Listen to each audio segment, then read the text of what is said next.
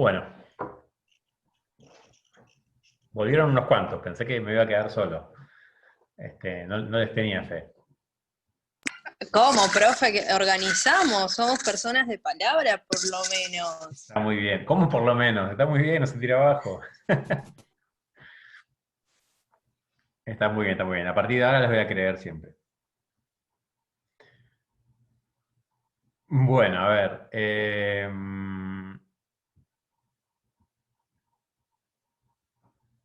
Vamos a seguir entonces. Queda por ver un único tema de Taylor, que es bastante sencillo para explicar, pero que cuando lo leen quizás es un poquito más confuso. Ustedes van a ver en el libro que Taylor parte de 4 principios, principios básicos que son realmente muy sencillos, y hay un quinto principio que es el llamado principio de excepción. El principio de excepción es el que requiere quizás un poquito más de explicación, que es básicamente un mecanismo de control. ¿Cómo funciona el principio de excepción? Funciona a partir del concepto de estándar. Ustedes tienen un estándar y lo que dice Taylor es, bueno, todas las actividades que estén cerca del estándar, a esas actividades no tenés que controlarlas muchos. Imagínense, tienen 100 empleados y tienen el 90% de los empleados que más o menos realizan las tareas en tiempo estándar. Bueno, por eso no te preocupes. Todo lo que esté cerca del estándar está bien. Vos lo que tenés que observar son las excepciones. Si el tiempo estándar para hacer una tarea son 10 minutos, tenés que observar si tenés algún empleado que lo hace en 6 o si tenés algún empleado que tarda 14. ¿Por qué? El que tarda 14 porque está siendo ineficiente y tenés que ver en qué está fallando dentro del proceso para que le lleve más tiempo que a los demás. ¿Qué parte es la que no le está saliendo o no está cumpliendo tal cual como el procedimiento dice? Y por otro lado, al que demora 6, también lo tenés que observar, porque puede ser que esté haciendo, pueden pasar dos cosas ahí. Que esté haciendo mal la tarea, ¿sí? Por ejemplo, yo digo que para armar una silla demoro 10 minutos y viene uno que la arma en 6 y puedo pensar que quizás esa silla no está del todo firme o no está bien hecha o no está igual que las demás. Entonces lo que dice Taylor es, bueno, ese caso hay que observarlo. Porque o puede estar haciendo las cosas mal por apurarse, por las ansias de ganar más dinero, ¿sí? Siempre está dando vuelta al concepto de hombre económico, o puede ser que en realidad esa persona esté haciendo la tarea bien y que haya encontrado una mejor manera de hacer la tarea. Y por lo tanto hay que revisar el estándar y no el trabajo de esa persona. Porque si un empleado puede hacer la tarea en 6 minutos, ¿por qué los demás no? ¿Sí? Entonces quizás hay que modificar el estándar. Quizás hay que llevarlo a niveles de emparejamiento para que todo el mundo pueda producir más. Esta idea después vamos a ir viendo que se cae un poco con la siguiente teoría administrativa. Pero bueno, el principio de excepción lo que establece es esto, es todo lo que esté cerca del estándar va bien, y lo que esté lejos, mirarlo. Eso es lo que tenés que enfocar y hacer el principal control. ¿Bien? ¿Queda claro? ¿Alguna duda Clarísimo. ¿Alguna duda hasta acá? ¿No? Bueno. Bueno, vamos a hablar de Henry Ford, entonces, que es de los tres el más conocido. Conocido, pero no por sus aportes administrativos. ¿Qué fabricaba Ford? ¿Alguien sabe? Autos. Los queridos autitos. Autos. Bueno, autitos, está bien. Si quieren, decimos autitos. Autos, tal cual. Lo conocemos hoy en día porque justamente el producto sigue estando hoy en día. ¿Alguien sabe por qué más es conocido Ford dentro de la parte de producción? La línea de Por las montaje. cadenas de producción. La cadena de montaje, sí. La La línea de montaje y la facilidad a los operarios mismos de comprar su auto, el Forte. De esa Bien, manera llegaba a todas las masas. bien, exactamente. Bien, las dos cosas van de la mano. Por un lado, lo más conocido de Ford es la línea de montaje, que lamento decirles que no es un invento de Henry Ford, ni mucho menos. Líneas de montaje se han utilizado muchas veces, pero él la utiliza para la fabricación de autos y logra potenciar esa línea de montaje, ¿sí?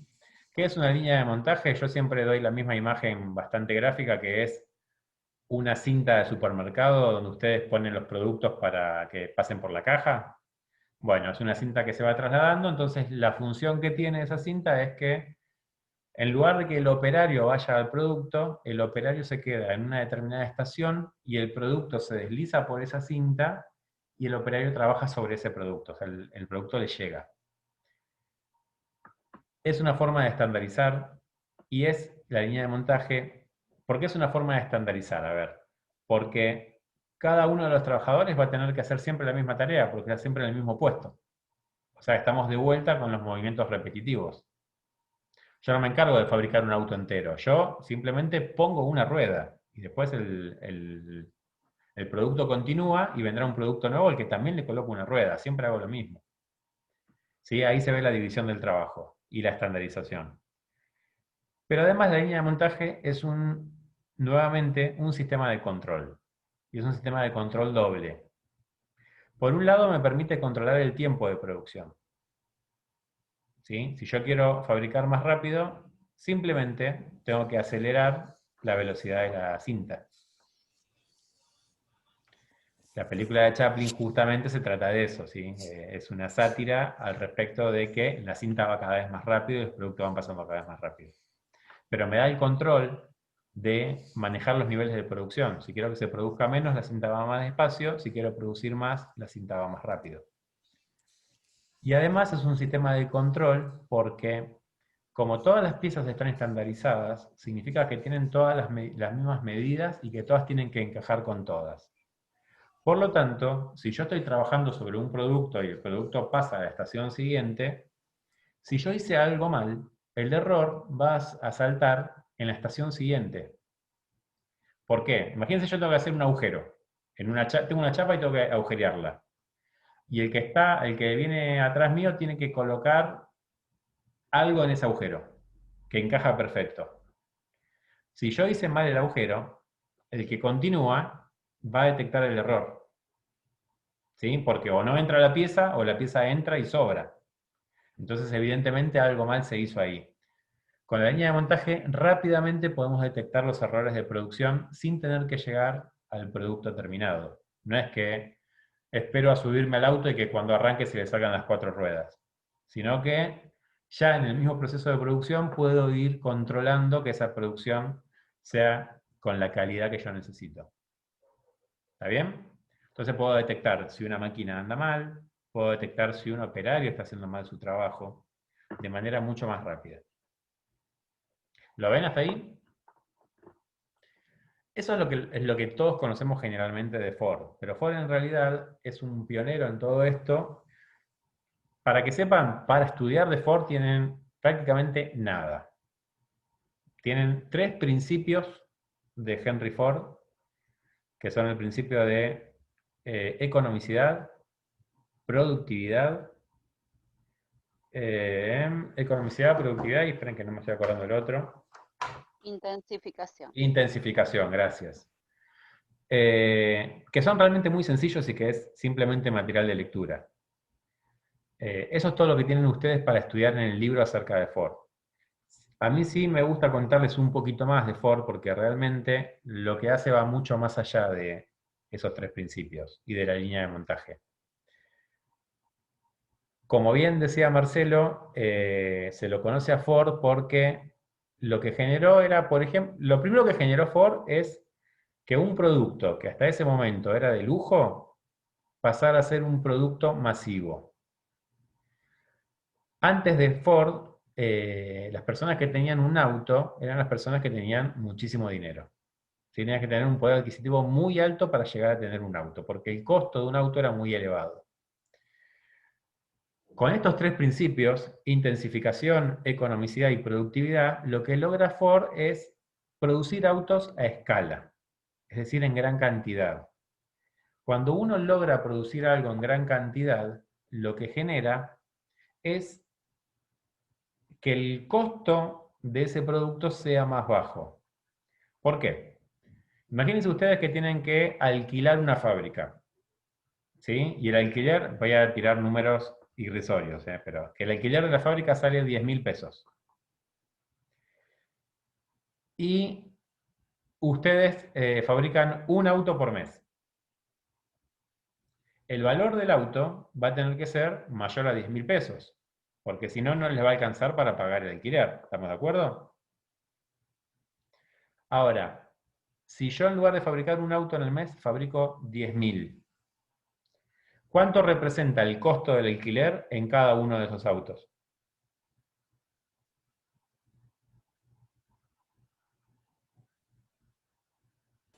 ¿Un 1%?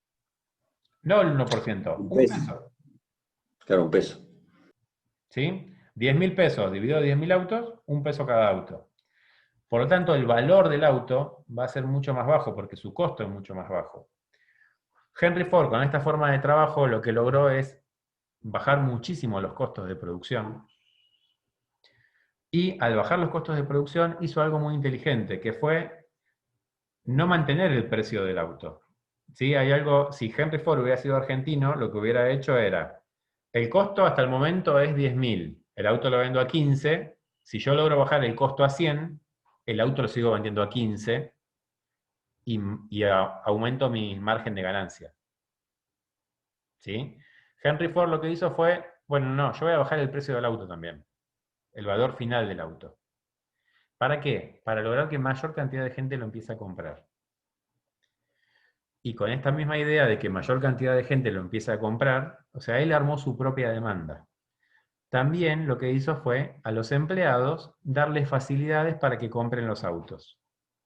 Entonces el empleado que trabajaba en Ford se podía comprar un auto, que hasta ese momento era un bien completamente inalcanzable. Yo, para que tengan ustedes una idea del cambio que generó Ford en el negocio de la venta de autos, fue similar a que ustedes hoy quieran comprar un helicóptero. Ford logró que un helicóptero pase a ser un auto. O sea, que algo que lo tiene muy poca gente pasa a ser algo masivo. Entonces, les daba líneas de crédito a sus empleados, el empleado lograba llegar a algo que hasta ese momento para él era un sueño completamente inalcanzable, le daba un sentido de propiedad además, porque ese auto lo había hecho él. Lo que no se daba cuenta el empleado es que el auto lo estaba pagando dos veces, porque estaba pagando el valor del auto y lo estaba pagando también con su trabajo, porque él lo había fabricado el auto. Entonces Ford logra generar de esta manera sus propios clientes. ¿Sí? Hace masiva la venta de los automóviles y para mantener el valor del auto bajo, lo que hace es algo muy inteligente, que es estirar la cadena de valor del auto. Él va hacia adelante y hacia atrás en la cadena. ¿Qué significa esto? No se dedica solamente a fabricar autos. En un momento dice, bueno, a ver, para fabricar este auto necesito tornillos. Imaginemos, ¿no? Un bulón. Si yo el bulón se lo compro a una persona, la persona me va a cobrar lo que sale el bulón más una suma que va a ser su ganancia.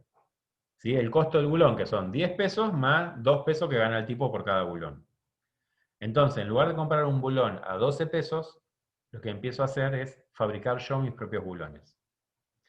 Eso es ir en la cadena productiva hacia atrás. Y también va en la cadena productiva hacia adelante. No se contentó solamente con fabricar el auto y fabricar los bulones, sino que también se dedicó a vender los autos. Los autos de Ford se vendían en concesionarias que eran de la propia empresa. De esa manera, al eliminar intermediarios, eliminaba las ganancias de cada uno de esos intermediarios. Porque si yo el costo de mi auto, yo soy Ford, y tengo el auto terminado y el auto sale 1.000 pesos, se lo doy a una agencia y la agencia lo va a vender a más de 1.000, porque tiene que ganar algo de plata, si no es un pasamanos nada más. Entonces la agencia lo va a vender a 1.500. Bueno, Ford lo que dijo es, las agencias van a ser mías, por lo tanto, el auto se va a vender a 1.000. No va a estar ese porcentaje de ganancia ahí. La ganancia él la logra en la cantidad de productos. No gana por cada producto, sino que gana justamente en la masividad de ventas. Entonces le da una lógica completamente distinta al negocio automotor. Por eso es el que más conocemos hoy en día. Sin embargo, administrativamente no nos dejó mucho. En el área de producción sí, pero ¿qué es lo que hace Ford? Aplica lo mismo que acabamos de ver de Taylor.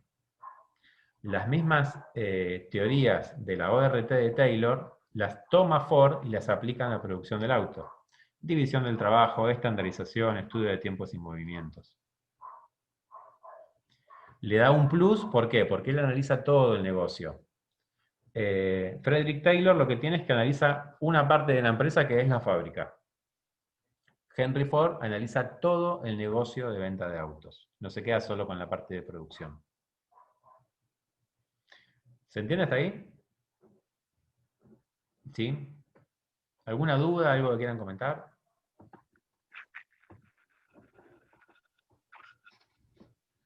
Bueno, bien.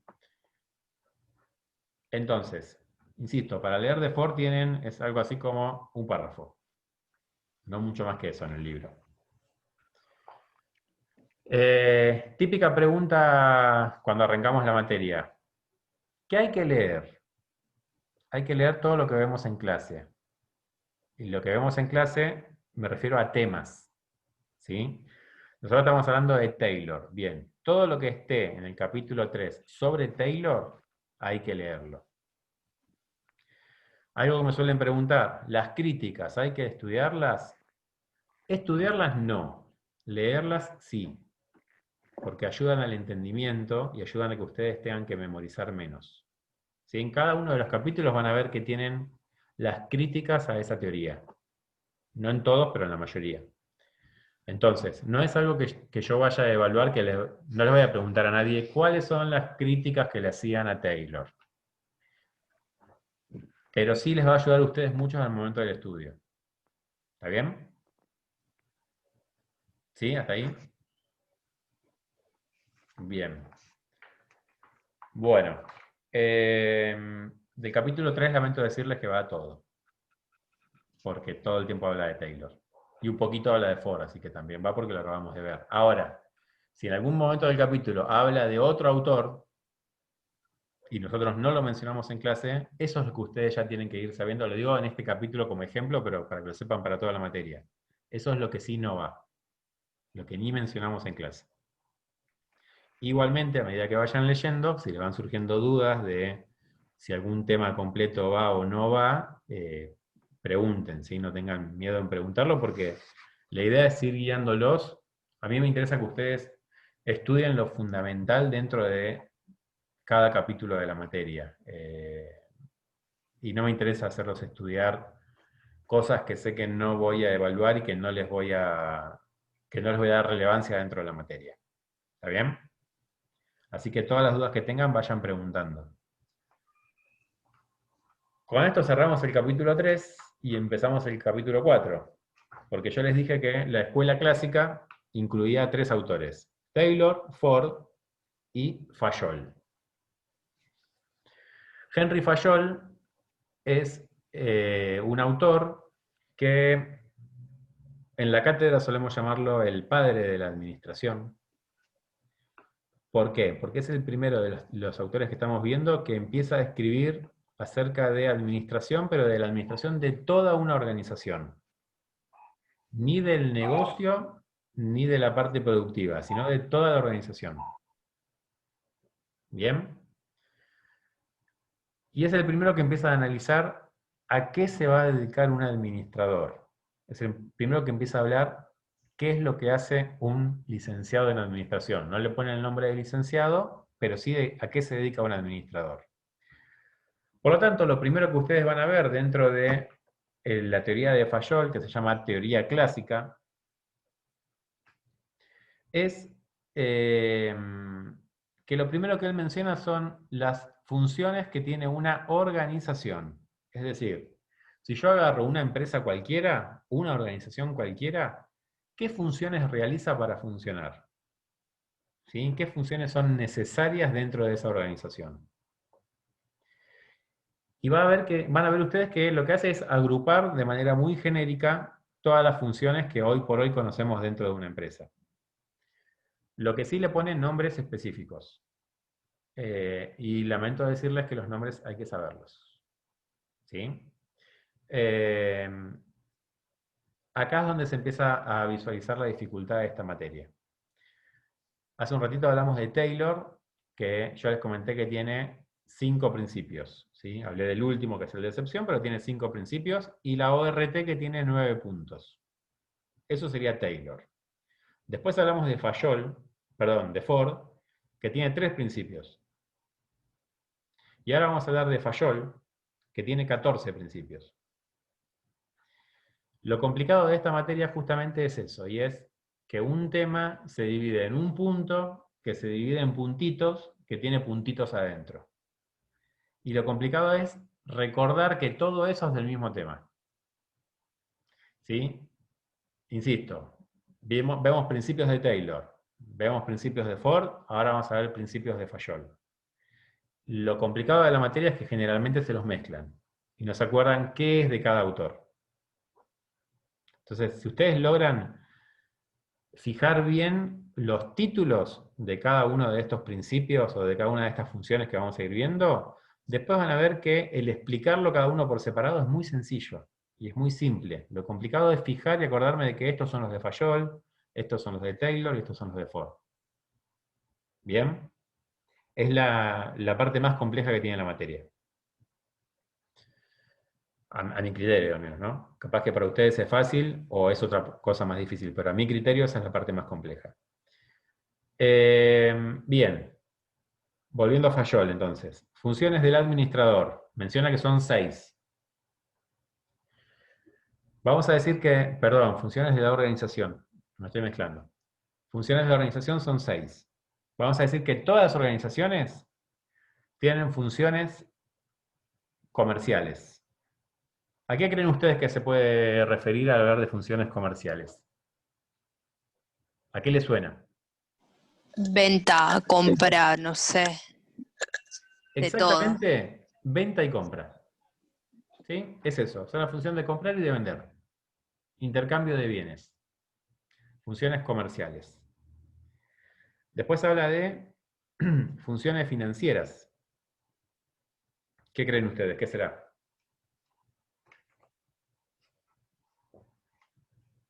La contabilidad. No. Busca de No, capitales. Los costos, la búsqueda de capitales. Ahí me gustó. ¿Y qué sería la búsqueda de capitales?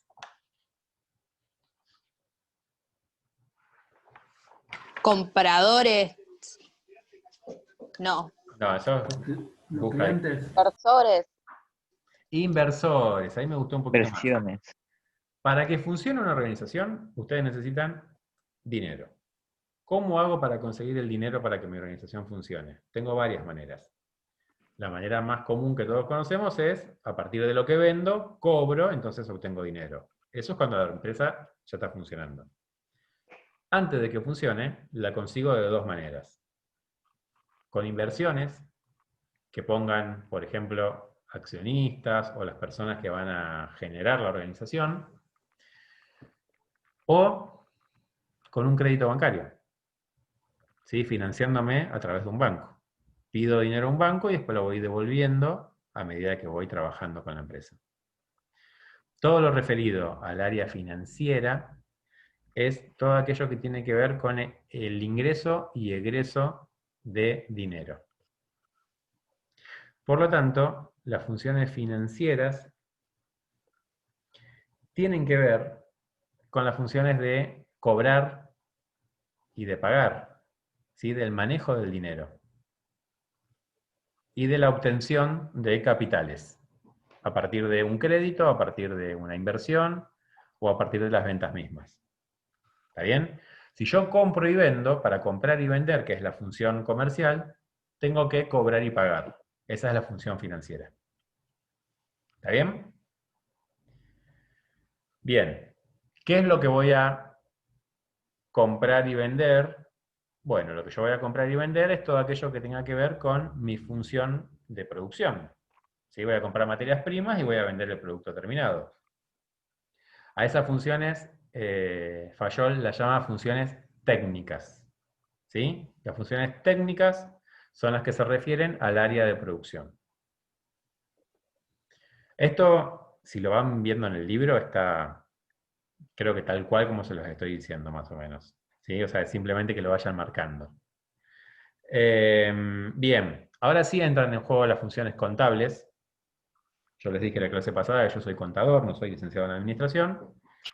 Las funciones contables tienen que ver con el manejo de los inventarios y el manejo de la información dentro de la organización. La contabilidad, por definición, es generar información útil para la toma de decisiones. Bien, hay una quinta función que es la función de seguridad, que acá lo que se refiere es al resguardo físico, tanto de los materiales que están en la organización, como de las personas. ¿Sí? Funciones de seguridad tienen que ver con esto, con cuidar los bienes materiales y a las personas. Y por último, menciona las funciones administrativas, que son las que van a coordinar a las 5 funciones que acabo de mencionar. Y las pone por encima de las 5 funciones. Si ustedes lo ven gráficamente, a ver si se llega a ver desde ahí. ¿Se llega a ver más o menos el dibujito del gráfico? No lo que dice, sino el dibujo. Sí. Bueno, Sí. en el dibujito, lo que está arriba de todo son las funciones administrativas. Las coloca encima de las demás. Por lo tanto, lo que vimos con Taylor es solamente la parte de la fábrica, es la parte de producción. Son las funciones técnicas. Lo que está diciendo Fayol es que las funciones administrativas son más importantes que las funciones técnicas. Lo que está diciendo Fayol es que la tarea de un administrador es más importante que la tarea de un ingeniero. Porque el administrador tiene que coordinar a todas las funciones juntas. Por eso es que es el primero que empieza a analizar a la empresa como un todo. No se queda solo con analizar una parte como hacían los autores anteriores. Y estas funciones administrativas que coordinan a las demás son tan importantes que dice, bueno, hay que empezar a desarrollar un poquito más qué es una función administrativa. Y a partir de eso establece que un administrador realiza 5 funciones básicas. Y esto es lo último que vamos a ver hoy, porque si no los voy a volver locos. Un administrador realiza 5 funciones básicas. Esto lo tienen que saber. Yo no sé si tienen tatuajes, pero si se quieren tatuar algo alguna vez, serían estas 5 funciones. ¿Está bien? Sería el tatuaje más tonto de la vida, pero no importa. Lo tienen que saber de memoria, lo tienen que saber muy bien. Funciones del administrador, o sea, es a qué se van a dedicar ustedes el día de mañana. Cuando yo la semana pasada les pregunté qué hacía un administrador, si mal no recuerdo, creo que Abril fue la que dijo, y organiza, planifica. Tiene que ver con eso. Las funciones del administrador son 5. Y tienen un orden cronológico, y el orden no es antojadizo. Las funciones son planificar, organizar, dirigir, coordinar y controlar. Insisto, todo esto lo tienen tal cual en el libro. Función de planificar, organizar, dirigir, coordinar y controlar, digo bien. Van en ese orden porque es el orden lógico en el cual uno hace estas funciones. Lo primero que uno va a hacer es planificar, es pensar qué es lo que quiere hacer. ¿Sí? Yo siempre doy un ejemplo que a esta hora quizás no es el mejor, pero es, hagamos un asado. Vamos a organizar un asado de la materia. Lo vamos a hacer el 15 de agosto del 2023, que va a ser cuando se pueda volver a hacer un asado. Pero bueno, ya lo vamos planificando desde ahora, somos muy previsores. Entonces lo primero que pienso es, bueno, ¿qué es lo que quiero hacer? Quiero hacer un asado, ok. ¿Cuándo? Dentro de tanto tiempo. Por eso la primera función es planificar. La segunda función es organizar. Bueno, vamos a hacer un asado. ¿De qué se va a encargar cada uno? Y eso es organizar, es distribuir las tareas, determinar las funciones de cada uno dentro de esta organización. ¿Quién se va a encargar de comprar el pan? ¿Quién va a hacer el asado en sí? ¿Quién va a comprar el carbón? ¿Quién va a comprar la carne? ¿Quién trae la bebida? ¿Quién trae la verdura? ¿Quién pone la casa? Ah, Fer, me olvidé decirte que íbamos todos a tu casa, ¿eh? Era un detalle. Fer no tiene problema nunca, él dice que sí a todo, no hay drama. Entonces, eso es organizar, ¿sí? La distribución de las tareas. El tercer paso es dirigir, y esto es cuando ya estamos en el medio de la acción. Bueno, ya llegamos todos a la casa de Fer, vamos a hacer el asado en la casa de Fer, bien. Entra alguien con gaseosas y dice, ¿qué hago con la bebida? Hay dos respuestas posibles, o te la tomás o la guardás en la heladera. Entonces, bueno, alguien tiene que dirigir justamente para decirle, mira, guardalo en la heladera, ponelo allá, no, esto mejor ponerlo en el freezer, esto ponerlo en la mesa porque lo vamos a tomar ahora. Eso es dirigir. Junto con la función de dirección aparece una función que es la de coordinar, ¿sí? Que es lograr la armonía entre los distintos sectores de la organización, entre las distintas personas. Es tratar de que el esfuerzo se dirija siempre hacia un mismo lugar. Y la última función es la función de control, que es lo último que vamos a hacer. ¿Por qué es lo último que vamos a hacer? Porque vamos a controlar, nosotros podemos controlar una vez que algo se haya hecho. Si no hicimos nada, ¿qué vamos a controlar? ¿Sí? ¿Estamos de acuerdo con eso? ¿Y en base a qué voy a controlar? Y voy a controlar en base a lo que planifiqué. ¿Sí? Si yo planifico aprobar esta materia y tratar de sacarme más de un 7, cuando termina la materia, voy a controlar. ¿Aprobé la materia? Sí, no. ¿Qué nota me saqué? ¿Era lo que yo quería? ¿No era lo que yo quería? ¿Bien? Entonces uno controla a partir de la planificación. Sin planificación no hay control posible. Por eso la planificación es el primero y el control es el último. Y cuando yo hago el control de algo, si eso no termina ahí, imaginemos que en un momento del asado Fer se pone muy emotivo y tira el famoso que no se corte, y pensamos en planificar un nuevo asado.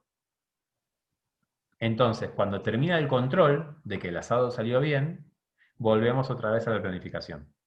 Y esto es un círculo. ¿Qué es lo complejo de todo esto para un administrador? Que un administrador realiza las 5 funciones a la vez. No es algo tan esquemático. No es que yo puedo decir, bueno, esperen, hoy no voy a dirigir, no voy a organizar, hoy me voy a dedicar a planificar, así que déjenme tranquilo que planifico. Esta semana me la tomo para planificar. Eso no existe en las empresas. Entonces el administrador tiene que cumplir las 5 funciones a la vez. Pensar en cómo planificar, pensar en controlar lo que se viene haciendo, en tratar de dirigir los esfuerzos, en tratar de coordinarlos y ver si modifica algo o no de la organización. Y el orden es así porque si yo no planifico, no puedo hacer nada de lo que viene después. Porque yo voy a organizar, distribuir tareas. ¿Para qué? Si no planifique nada. ¿Sí? Si yo no planifico, no puedo organizar. Si yo empiezo a distribuir tareas a cada uno de ustedes y nunca le digo que lo que íbamos a hacer era un asado, nadie va a entender nada. ¿Sí? Valentina, ocupate de las bebidas. ¿De qué está hablando el tipo este? Entonces la vemos la semana que viene a Valentina que empieza la clase escabia directamente, porque se ocupó de las bebidas. Porque nunca hubo una planificación, un objetivo al cual llegar. Entonces, ¿en base a qué va a organizar ella? ¿Se entiende? Todo parte desde la planificación. Bien, son muchos conceptos los que vimos hoy. No quiero abrumarlos, pero bueno, el tema es que esto generalmente lo vemos en 2 clases y hoy lo estamos viendo en 2 horas. Así que es mucha información. Lo que tienen que hacer ustedes es principalmente leer y al leer ver si se entiende lo mismo que entendieron en la clase con la lectura o no, si lo logran profundizar o no, y si les genera dudas la lectura. ¿Sí? Es muy importante que vayan acompañando la materia con lectura. Si dejan todo para último momento, no van a tener mucha posibilidad de preguntar las dudas, porque ya van a estar muy sobre el momento del examen. Y a su vez, el no entender un concepto o una teoría, no les digo que no les deja avanzar a la siguiente, pero les complica un poco la vida con la siguiente teoría. Entonces tienen que tratar de ir cerrando temas, ¿sí? Traten de organizarse para, dentro de lo posible, esto se lo van a pedir todos los profesores de todas las materias, pero para dentro de lo posible, ir encarando la lectura a medida que vamos avanzando con las clases. Semana más, semana menos. ¿Está bien? La semana que viene vamos a ver capítulo 4, que hoy lo empezamos, pero vamos a terminar, y capítulo 5. Bien. Para el primer parcial va a entrar, estoy evaluando si hasta el capítulo 9 o hasta el capítulo 10.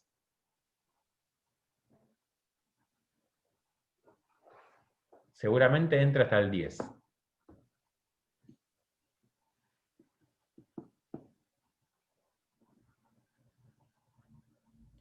Y el parcial va a ser el 21 de octubre.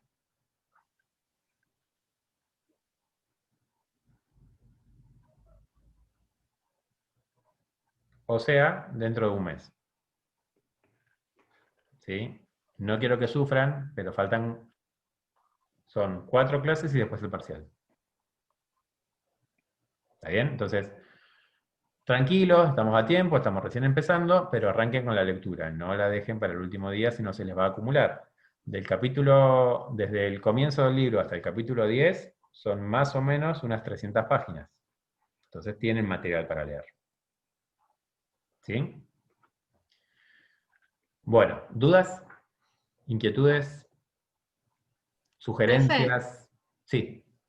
Entonces no es necesario leer, porque en algunos capítulos como que te tira otros principios de otros autores que si no los mencionás no es necesario. Valentina, entendiste todo. Ok, gracias. Quiero esa misma claridad en todo el mundo, tal cual. O sea, lo que yo busco es que sean criteriosos al momento de estudiar. Tema que no se vio en absoluto y que yo no dije, esto léanlo directamente, ni lo pregunten. Pues pregúntenlo, sáquense las dudas, pero no va.